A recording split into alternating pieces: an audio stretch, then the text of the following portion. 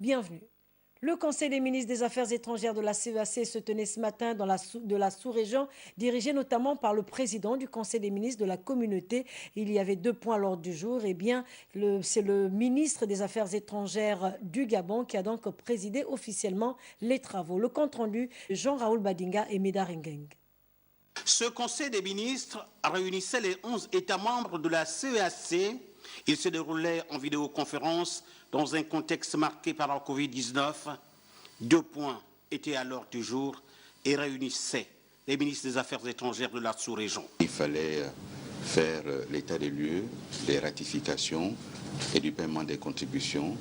Le second point qui était conditionné par le premier, c'est donc la présélection des candidats. Dirigée par le ministre gabonais des Affaires étrangères, cette 10e session extraordinaire a donc fait le point sur le processus de ratification du traité révisé de la CEMAC.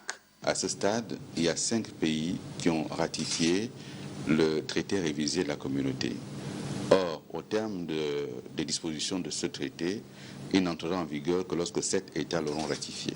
Sur le plan financier, l'appurement par les États membres des arriérés de contribution au financement de la communauté avant de se consacrer à la présélection des candidatures au poste de la Commission. La CEAC a connu d'importantes difficultés qui ont conduit les chefs d'État en 2015 à décider de la réforme et de confier cette réforme à la présidence gabonaise par le biais de son Excellence Ali Bongo Ondimba. Et depuis 2015, le Gabon porte la réforme.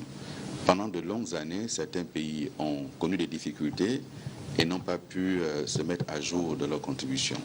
Et c'est quelque chose qui pèse aujourd'hui parce que c'est parfois plusieurs milliards de francs CFA, d'où la décision a été prise de ramener cela à 40% uniquement de ce qui était dû. Le Conseil des ministres a examiné les modalités d'organisation de la prochaine session ordinaire de la conférence des chefs d'État et de gouvernement de la CEAC.